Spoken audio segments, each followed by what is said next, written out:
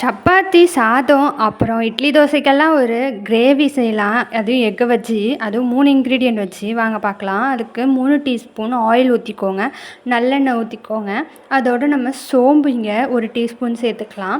அந்த சோம்பு நல்லா வந்ததுக்கப்புறம் பட்டை, கிராம்பு, அந்த பிரியாணி இலை, மிளகு போட்டுக்கலாம்.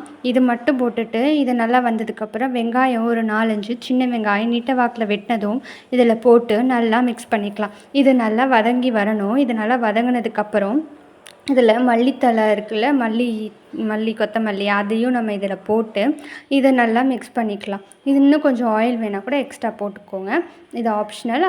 அண்டு சிகப்புத்தூள் வந்துட்டு மிளகாத்தூள் வந்து 1 டீஸ்பூன், மல்லித்தூள் 1/4 டீஸ்பூன், உப்பும் கொஞ்சம் 1/4 டீஸ்பூன் தான் போட்டிருக்கேன். தேவையான அளவு நீங்கள் போட்டுக்கோங்க. நான் கம்மியாக போட்டிருக்கேங்க.